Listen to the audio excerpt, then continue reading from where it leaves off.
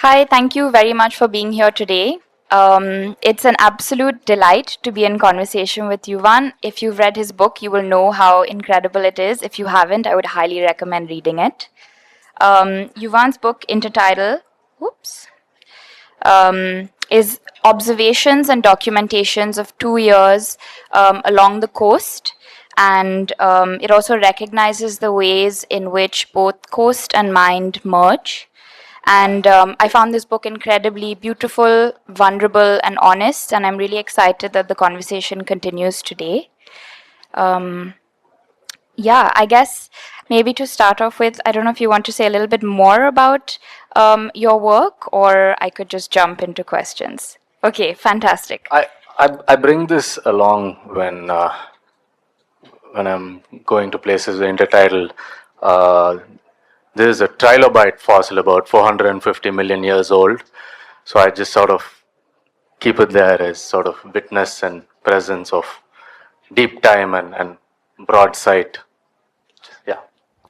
I think that's a really beautiful way to jump into my first question, which is that I think as a young person in the world, I find it quite hard to navigate how to, just grow older in the world. And I grew up Catholic and I grew up following the doctrine of white men.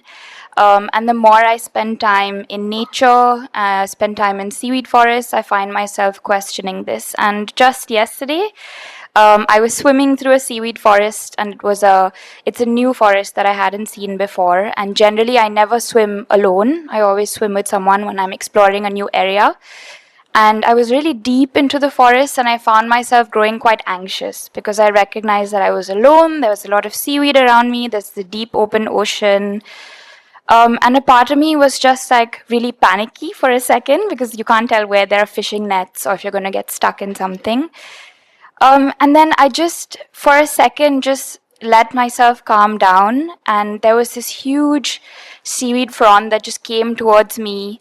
And I looked around, and there was this other, like, diversity of seaweed that I could see. And I realized actually that these are my friends and these are my mentors in some way. And just as I felt this calm, I saw this huge stingray just swim right by, and it looked me straight in the eye. And yeah, I think for me, that was like the presence of a higher being. And I felt really humbled being in that forest. And so, yeah, I see similarities in the way that you look at nature and you look for guidance from nature. If you'd like to talk a little bit about your experience and your spirituality. Yeah. Thank you for that sharing. It brings to mind some responses of children I work with in government schools. I run an organization called Palluir Trust. We do nature education and activism, and we do this boring baseline and end line because we need to do it. But we're trying to find out, okay, what does immersion in nature mean for children? And often for the question, when do you seek nature? All this in Tamil. Say when let's say parents have beaten me, I have a neem tree. I go sit by it.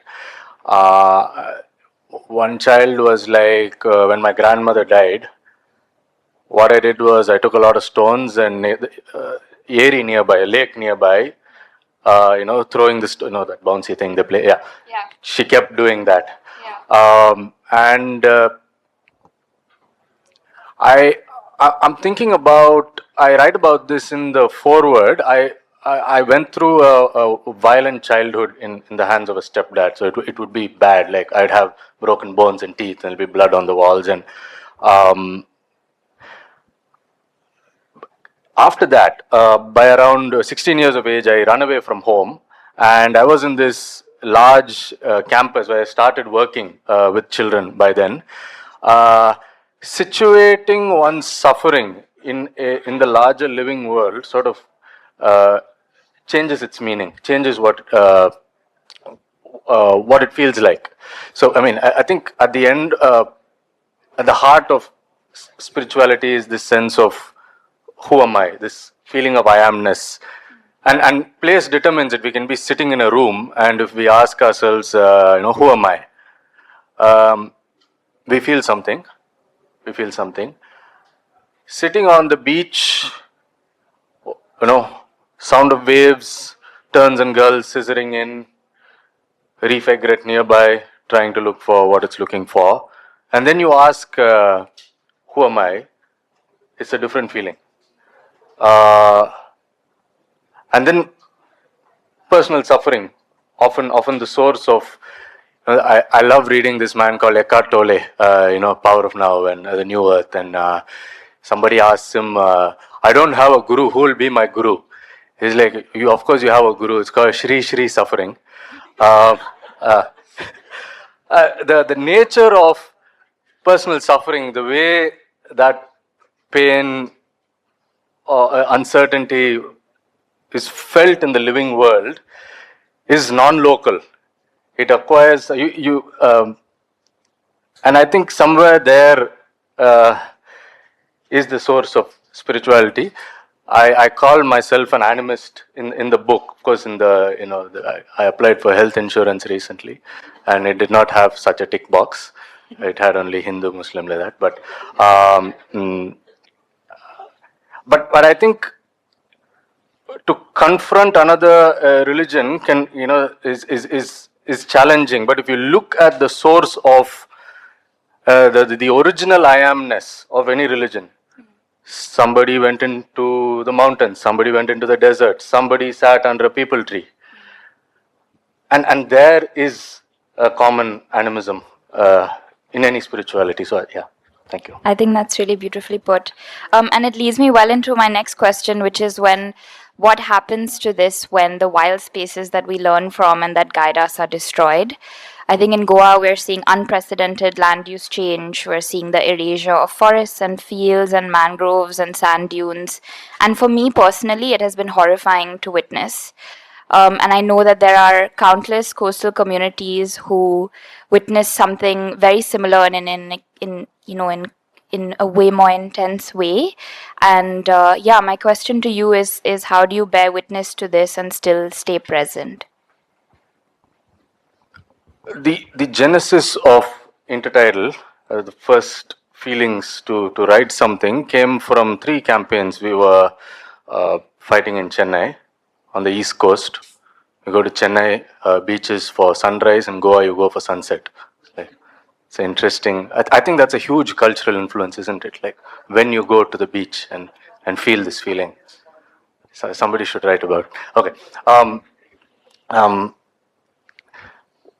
One campaign was in a place called Kaliveli, 100 kilometers south of Chennai, where a large fishing harbor was coming on an estuary, and about 40 villages within that estuary would lose their livelihood. And this place, okay, turtle nesting grounds, just like your beaches. 40 kilometers within the ocean was a sperm whale calving site because there are underwater ridges there. And I mean, that became a court case, which I kind of filed, but a lot of people were involved. Number 2 was the Adayar estuary, where a highway was proposed, and it would oust about 12 fishing villages, and again upon an estuary built upon it. And then there was Pulicat, which was a 6,111 acre port in the second largest lagoon of brackish water lagoon of India, and it was coming bang upon the Kosasthalayar river, which sort of births Chennai. I mean, cities come around rivers. You have here the Mandovi, Zuari, which unfortunately sounds like a cement company, and Salan. Yeah, okay. So this river was the genesis of Madras, Chennai, and this was coming over it. And the process of working for these campaigns included going to these places, finding stories, interacting with people, and sort of evoking it in public consciousness. Directly to your question, I mean, what makes a sort of movement stay in the present?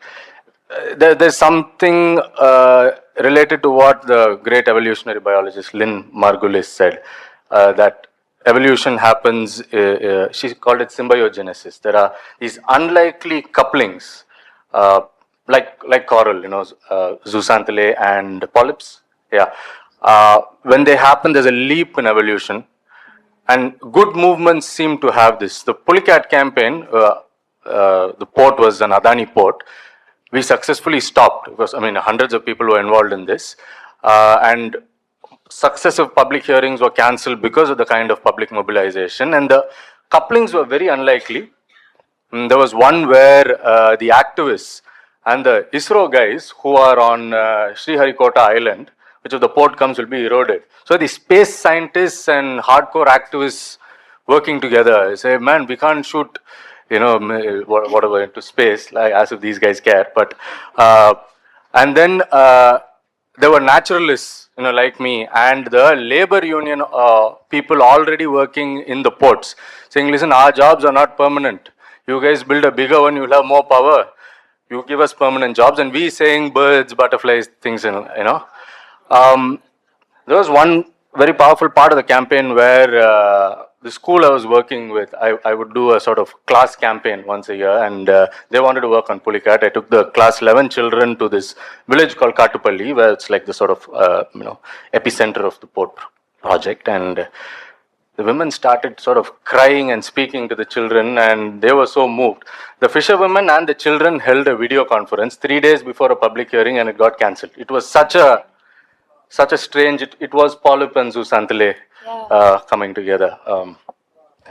That's amazing. Let me put that back to you. You've been part of the Molle campaign, and I think it's the only campaign to win an award. It got the Sanctuary Wildlife Award in 2021, and it was such a thing. There was all kinds of art, on social media, all kinds of people. I think Damodar sir was very vocal about it. I think Vivek was vocal about it, and what were the sort of synergies like in that campaign? Yeah, I think the main thing about the campaign was that it was a leaderless campaign. It had a lot of young people, a lot of women, a lot of queer people, and I think that is really the core of why we were able to speak to many other people. And I think it came from this sort of it's a campaign of care. I think it's recognizing that at the end of the day, what we all really want is the same. We want to feel safe and seen and loved. And I think a part of feeling that way is to protect the spaces that, sustain us. But no, the campaign was incredible because it started off with this anger and grief and frustration, and it translated it into community action. And I think that it's a lot more scary and terrifying to look at what's happening to the world and sit with it on your own. And the only way to do it is to work with people together to overcome this sense of grief. And I think that's really what it was, is this deep love for a space and this willingness to, talk about it and engage with people. And the youngest campaigner when we started was like 7 years old, and it went on to all age groups. And I think that's also the strength of the campaign, was the diversity of people in it. And it continues today. We actually had a politician say to us once, they're like, oh, you guys think you're cute, you come to this campaign, but we will wait till you tire out and then we'll try it again. And I think that's also the sustenance of the campaign is really important, is to take breaks.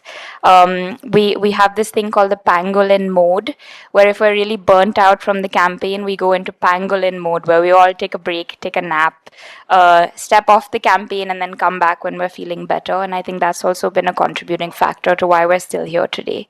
I think you were called Russians or something, no? I saw that on the... it's a bunch of Russians protesting. I swear I saw that on the newspaper. I have this vivid image of Nandini Velio, the great wildlife biologist. She runs Canopy Collective. There's a sort of police blockade happening of the Goans protesting against, and she's offering water to both the campaigners and the police. It's quite a scene. Yeah, no, I think that's part of it. It's recognizing that we're all in this together and there's no us and them. It's just like, how do we get people to realize that this is a collective space that we all benefit from and we all need to be standing up for. Yeah, which I guess leads me to my next question, which we were talking about earlier, is this decision making that comes from above often, where people get to decide what is beautiful and what isn't, and what needs to move into the future and what needs to be erased. And you talk about this concept of brutal beauty and how it's used to erase large number of people and places. I'm curious to know if you know more about it. I started thinking about this when there's a place called Nochikupam in Chennai. It has, I think, the longest sort of community movement history, at least in Tamil Nadu, maybe Madras. When I think in the 1940s they formed their first society, registered society. But they've been, I mean, a lot of these British buildings, Fort St. George, all of these were built in former fisher settlements, and these people said, let's come together. And then again and again, another Chief Minister, MGR, he tried to take them out and say, let's have these beautiful resorts on the seafront. And they were like, oh man, and one fisher immolated himself, and that project was let go. And then every 5 years, 10 years, people are vying on that land. In 2020 or 2021, one of these sort of openings into COVID time, there was this judge named Aran Kotari. He went through the sort of the road which goes through that village, and I think he had his windows down. And upper caste man, he got a whiff of fish. People have been selling fish there for God knows how long. And he's like, what is this modern Chennai fish on the roadside? Get these fellows out, put them somewhere inside. And it's also taking time for me to reach the court, sort of widen the road here. And that brings the sense of beauty. Fish on the roadside is not beautiful. I think our olfaction also is politically conditioned. A lot of people personally find dry fish quite tasty. You start salivating, and some people, you put dry fish there, they'll run out. To say that when we are born, we don't find fish naturally repulsive. And so, that mobilizing, and what we did was we produced a field guide of all the fish found there, and we there was this the shark scientist Divya Karnad, who started doing these fish exploration walks there, looking at the anadromous, catadromous migrations, and we produced a field guide, and for all the fisher folks sitting there and protesting, we gave them field guides, and we gave, inspired from Nandini, we gave the police field guides and say, you can, don't eat just sear fish and pomfret, man. You can eat 60 different species. They're like, please go. It's like, I think this sense of the binary between the aesthetic and the ethic is often a false one, and where it is situated. Recently, T.M. Krishna spoke about it in his phenomenal book, We the People of India. It's like, there is no art without politics, Where you sing is political, what you sing is political, who's your audience is political, that's a good example of interrogating where this sense of beauty comes from. It's often introjected. We seem to act subconsciously, but you go in there, it's like, hey, this is not my making, man. Somebody else put it in here. Yeah. No, I think that also ties into my next question, which is how there are certain people that get to decide this decision making based on caste and class and background, and they are given this privilege. And in your experience and in your book, you talk about the incredible knowledge of coastal communities. Like one example is how certain tribes in the Andaman and Nicobar Islands were not at all affected by the tsunami because they knew it was coming, because they have a language for what the ocean looks like. And we have lost this language, and we don't learn from these communities, and it's a huge loss for all of us. So in your experience, what are ways in which these people can lead more, and what needs to be done to make that happen? Let me just add one thing to your previous question. I just remembered 4-5 years ago I visited Goa, and I was speaking to fisherfolk in Noshi. Yeah, you have M's on the end which don't mean anything. Yes. Yeah, okay. It's supposed to be an E. E. Like a nasal. One. Yeah. Noshi. Okay. Uh, and one elder was telling me that I think it's a kind of anemone. I didn't end up seeing it. Chikkal mandke. Okay. He's saying thunderstorm is happening. We have to go out and pick this. He's like, ask fast, whatever you want. I think there was a jetty coming up there, and he was saying, coastal zone regulation violation. But then jetty comes, foreigners will come. People don't want to see me bare-bodied, mending my nets and catching my fish. I think that sense of brutal beauty is permeates everywhere. Yeah. I want to read something out.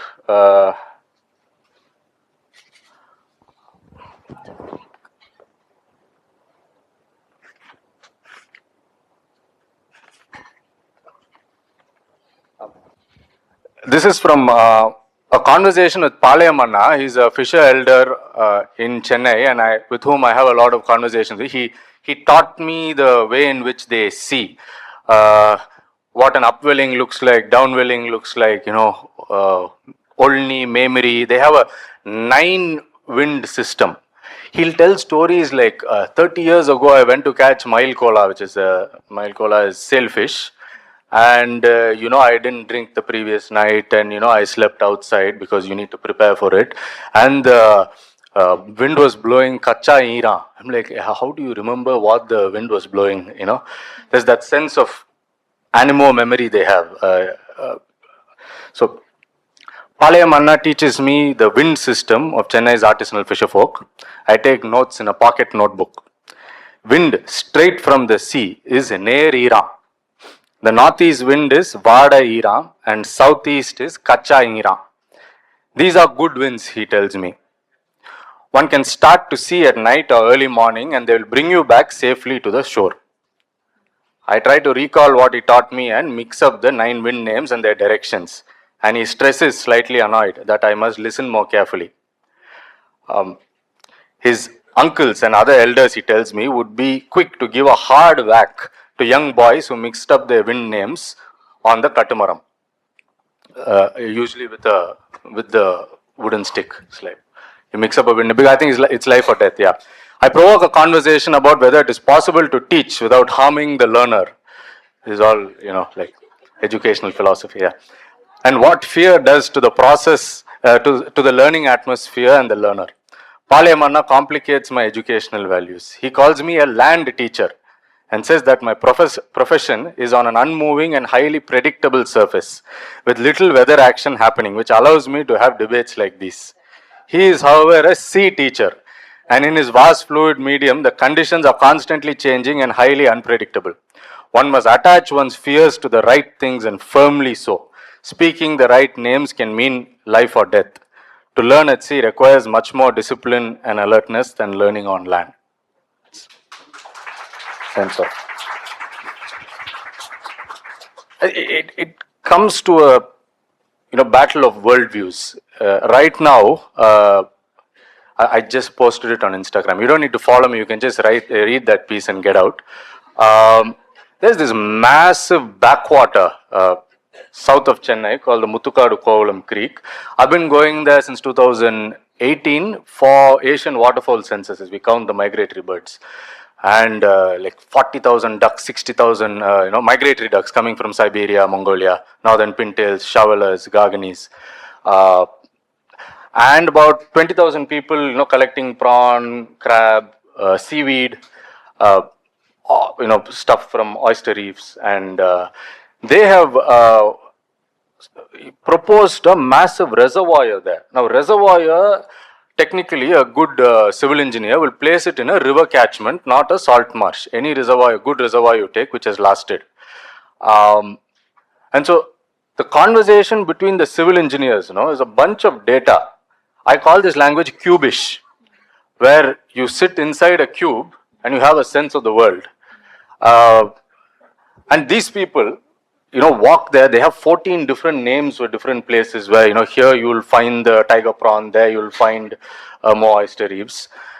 and they don't really understand each other. They're like, yeah, we will, we'll compensate you. So for the fisher, wetland is selfhood. For civil engineer, wetland is, for construction site, wetland is barrenness. Comes from a specific praxis. One has not risen one's butt from a desk. Yeah. Yeah. No, I think that's a really important point, and sadly, this is the way things are going right now. Is this very singular planning system that doesn't have much imagination and collaboration? And I personally feel it starts from childhood. I think if you spend time as a child in wild spaces, it changes you and it stays with you. And I think you do such an important thing in terms of engaging children in the natural world. And I guess my question to you is, how do you see the importance of wonder in designing futures for all of us that are more equitable and fair? Yeah. Can you share you're an extraordinary CVD ecologist. Can you share like a childhood experience which was like a pivotal point with what that feels like? Yeah, I think for me, it's both a childhood experience and one that I witnessed just a few weeks ago. I spent a lot of time outdoors when I was a child. My parents didn't have a TV at home. They were quite convinced that it was the worst thing in the world. And so I spent a lot of time in Saligaon, which is the village I'm from, and outdoors on the hills and in the forest. And I think that's really where, as a child, you are allowed to become bored. And you sit and you spend hours and hours. Like, time just seems to go by much slower when you're a child. And that's when you start noticing the creatures. And I was obsessed with fish ever since I was a child. And so I would spend hours in these really cold springs in Saligaon looking for this particular fish that I have tattooed on my arm. It's a Rasbora species.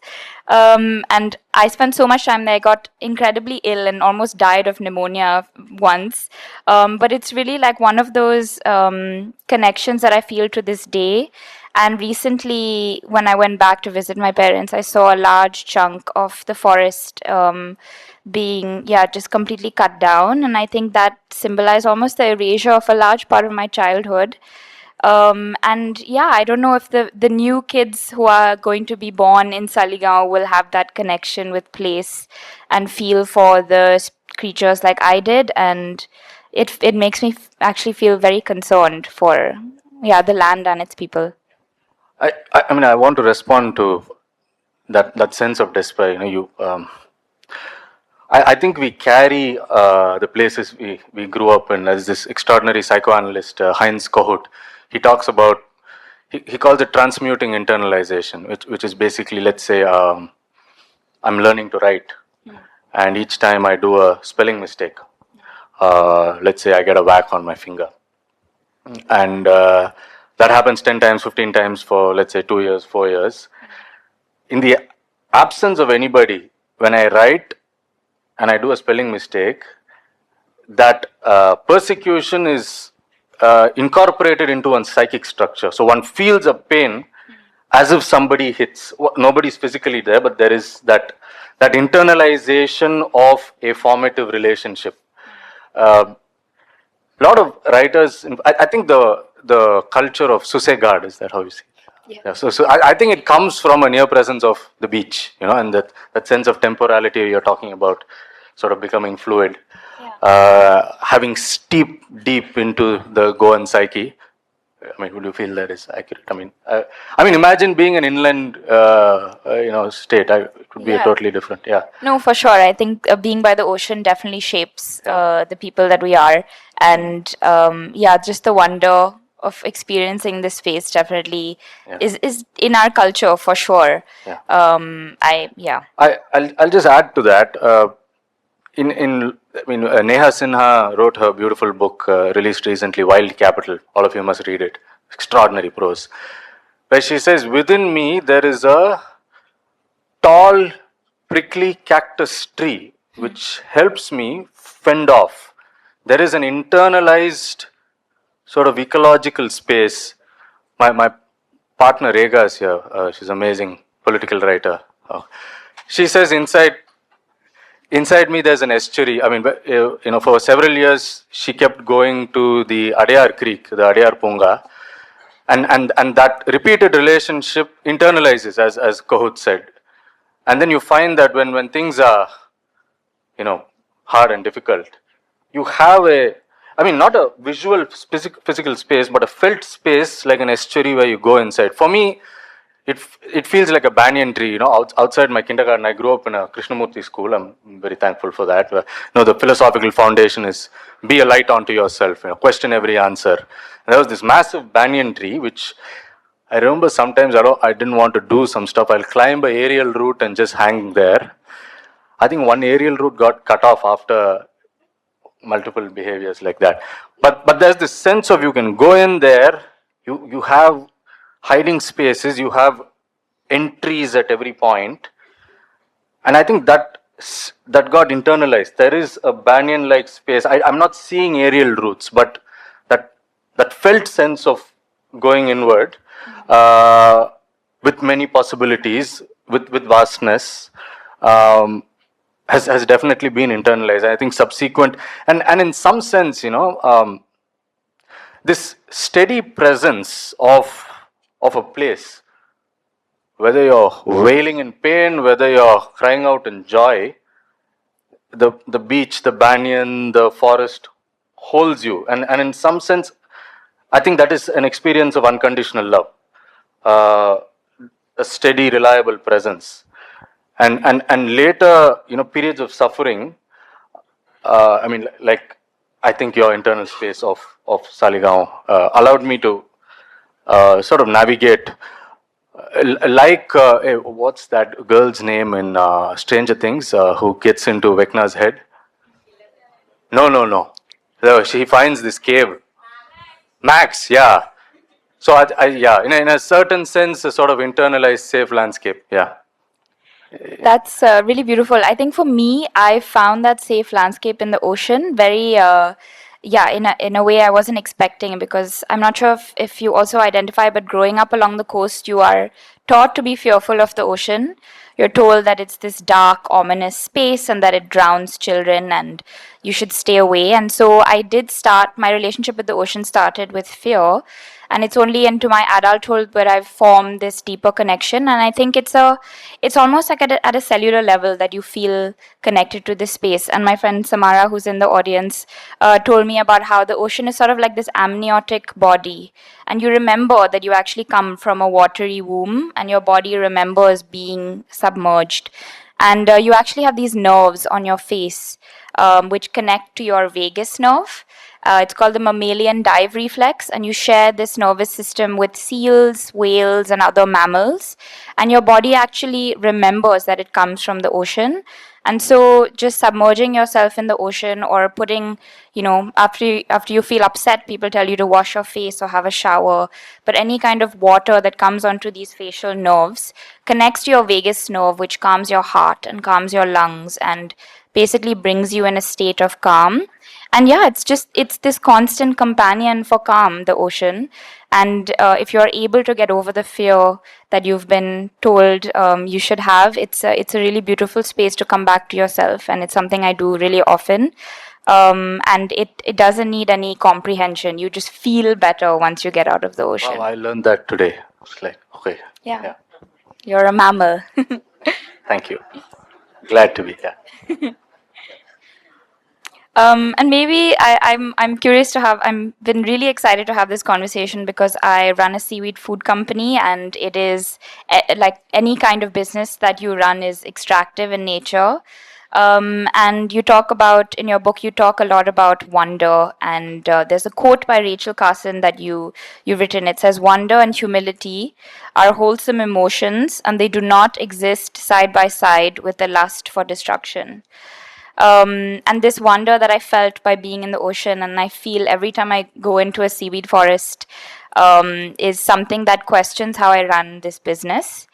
And I've often been told by a lot of people, mostly tech bros, told that I need to scale really quickly and I need to increase how much I harvest and process and find new ways to extract these properties from the seaweed that can be used in a range of things. And yeah, I guess it's just a thing I sit with a lot. Like, what does it mean to scale?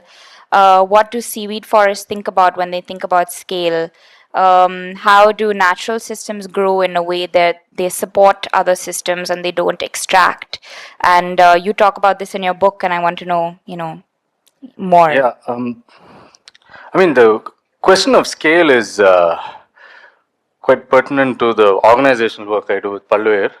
And people are constantly saying, is, listen, you give me a 5-year plan where now you're working with 300 children, and by this time you're working with 10,000 children, then I will, sign a MOU, which is 5 years. I'm like, what is this, man? Uh, I'm speaking at a rather, I wonder if somebody's here from there. A rather boring funders meet in Mumbai, and I'm speaking about the expendability of scale and the fact that love and connection is granular, and something which can be applied, let's say, everywhere. 100 other things can take its place. Um, and I'm trying to talk about the intractability of action. Often, the fetish of scale is around metrics. It's like, show me these numbers. In movement spaces, you learn the most. You create an action, you do something towards something. All kinds of other things take place. For instance, let's say if we take the Narmada Bachao Andolan, the movement failed, as it were, but it created this anti-dam, ethic across India, and I think it prevented thoughts of building dams even before they arose within, bureaucrats. So, I do think the question of scale is a place where I think people who fund must have a sense of and share the values. Otherwise, I've noticed that funders have their social circle and they want signifiers and symbolisms they can sort of show off in their social group. It's like a mother or father wanting you to excel in your exams, and it's like go to their sort of little friend group and say, hey, she did this. Versus, let's say, you're doing art or you're diving for seaweeds, and her group doesn't know what the hell that is. She's like, maybe can you just do that too. I think it's a very similar thing. It's a trophification of people. Mm. Can I respond to wonder as well? There's this. I remember this interaction I had with this kid. I was very early a teacher by 16, and by 18 I was a dom parent for about 16 stormy teenagers. Like alone, I'm making sure whether they brush their teeth or do their homework and they're not speaking foul language in their dorms or whatever, or bathing every day. And I had this hobby of rearing butterfly and moth larvae. And there was this one larvae. I mean, we'd go find the host plant, keep feeding it. We have these glass jars, and we reared this larvae called Carya subtilis. It's feeds on the jamun. It has a big head. Its head mimics the wasp galls on jamun leaves. And then we saw it come out, and this boy called Subodh, he, after the moth flew out, he came and sat like this. I'm like, what happened, man? What is it? He's like, Anna, in Krishnamurti schools we say uncle, aunt, or Anna, Akka. He's like, Anna, so long it was a caterpillar, when it came out, how did it know it could fly? And then he's like, wait, Anna, so long I was inside my mother, when I came out, how did I know I could breathe? I think wonder, shows that attention is always bidirectional. While wondering about something, I'm simultaneously asking, who am I? And wonder, I think, is an intuitive honing towards relationality and widening relationalities. And I think Rachel Carson hinted at that quite beautifully in Sense of Wonder. Yeah, and I think that leads us to future building, which is my last question to you. just in terms of like being a person in the world today, I personally find it very hard to imagine a future that's safe, and where I can thrive. And I'm curious to know, what kind of a future you see for yourself, and in your own words, what happens to this imagining of a future when it's permeated with wilderness? I want to read something. Okay, 1 second. This is a non-human being imagining a future within a sort of plightful scenario. Hey, where's that? Okay, just a paragraph. What I do is when fisher folk go and catch fish and come back, there's something called bycatch. So when they are opening, I say, wait, I'll take this, I'll take that, sort of document, what's in the ocean. So it's like a few of the nets have snagged several decorator worms. Is Abhishek here? Oh, hello, man. That guy, he is one of the, big marine biologists, especially around tide pools, doing some phenomenal work in Mumbai and tide pools. It's like, yeah. When I thought of decorator worms, I thought of decorator crabs, which you post about. Yeah, from several decorator worms from clayey patches of the ocean bed. I opened the heap tangles on Velan's boat, my friend from Urur Kuppam, who moonlights as a fisherman and works in an IT company during the day. Decorator worms are cross-dressers, supergluing to their tubular cases what fragments they find and fancy on the seafloor. On one worm's shell shard stack attire, there is a tiny brittle star shining into the gaps and what looks like a porcelain crab having just grown out of its larval stage. ID mistake means don't shout at me, man. Sounds like, okay. Pieces of wedge clam stuck on the worm's clothing are growing barnacles. I find another worm in Valen's boat with a different sense of style. It has used a bit of green plastic from a single-use bag, blue plastic from a tarpaulin sheet, thick clear packaging from an Amazon parcel, black plastic from a meat bag, a piece of beetle nut sachet and a sunsilk shampoo sachet, then some shell fragments, sea fan, nylon strands. It wears what it has found and liked in its corner of the seabed. The fashion sensibilities of decorator worms are changing. So, I guess the way I'm coming to this is that I think future building is incorporating the new materialities of modernity. Right here, if you go along the walls, you find a wasp called the blue mud dauber, Chalibion bengalens. It only uses whitewash to seal its nest, human whitewash. It's searching for paint. In my around my area, when people, packers and movers come to get into their houses, crows come. And every crow wants that cotton packing tape to sew its nest. They can't do without it, there is radiotrophic fungi growing in Chernobyl. In the last few decades, they've learned to turn nuclear waste into energy. There's zooplankton incorporating microplastic into their skeletons and finding they're a little more flexible, which is not to romanticize these horrors, but it says something about composting the present. And I wonder if that speaks to your question. Yeah, no, I think that's a really beautiful end to a way to end the session and to think about how we can compost what we're moving through as well. And I'll open it up to questions because we have, I think, about 10 more minutes. Yes. Do you want my mic?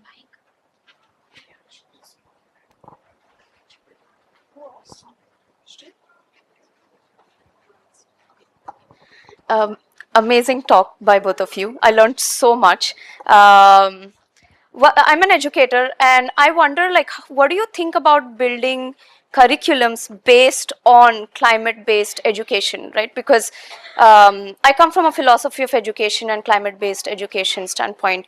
What do you think about those kind of curriculums, and how can we integrate those in the college? Because schools are more focused on increasing average percentages year by year. So how can we incorporate this? What are your thoughts on that? Yeah.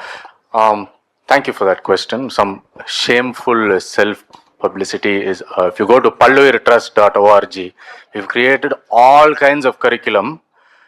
We've also released a little book which about like 25 schools are using, how to make the coast a much richer space than a classroom. And doing these sort of manipulations of linking it to science and what they're learning so that you have a syllabic excuse. One extraordinary educational philosopher, Ming Kuo, she has compiled like why being in nature promotes learning. Sort of about 110 papers. There are it's largely Western, but we are trying to create our own data. There's Vena Kapoor from Nature Classrooms doing that. That's another extraordinary resource. But Ming Kuo shows that inner city schools in parts of the United States with nature exposure are doing as well as the posh schools. Presence of trees is making children score better just from how they permeate your mind. There's a lot of work to sort of wiggle in and mongoose through the syllabic system, which is emerging. Yeah.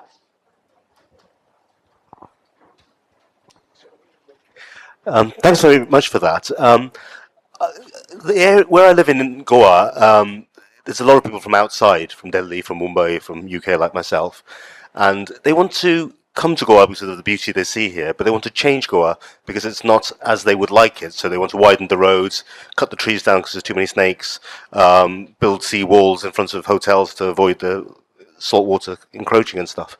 You mentioned Krishna's book, We the People, which, over that period in the 40s and 30s, evoked this sense of flag and constitution and these symbols that became India, that became indisputed. How can we sort of do something like that for the ecosystems that you were referring to? At the moment, they're too disputed of what is it like to be a natural system in Goa, and the kind of Saligao image that Gabriella you posed of these wonderful springs, nice water. I don't think people come to Goa have this kind of shared imagining of this is what is a real Goa. That's a Goan question. You wanna?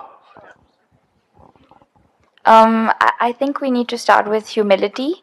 I think going to the point of what Yuvan said earlier is we have this closed box thinking, where we imagine things from this confined space of an air-conditioned room and a comfortable car and, I don't know, a lawn and a swimming pool.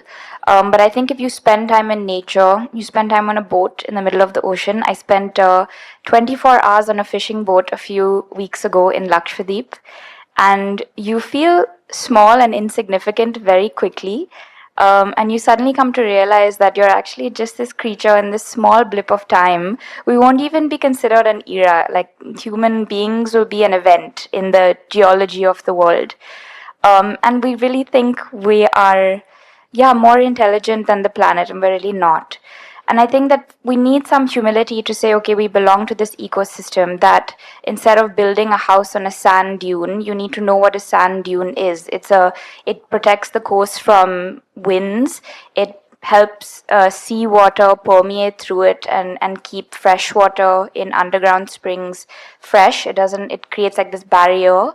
It is basically really essential for preventing sea level rise in moving through the coast in Goa. It's sort of like thinking of Goa as like a saucer, and the little edges of the saucer are the sand dunes, and those dunes keep the ocean from spilling over in many ways. And I think being curious about this comes from just a sense of humility, to being like, oh, maybe this ecosystem knows more than I do. And maybe ways in building this curiosity is what we need. So I do it in some way with me bringing people into the seaweed forests and telling them about how this ecosystem has evolved for over 1 billion years. It has the intelligence of before trees and dinosaurs and reefs. And spending time in these ecosystems are a way in which we can design how we can survive as people. So I would say we need more curiosity for wild spaces and a way to connect with them more.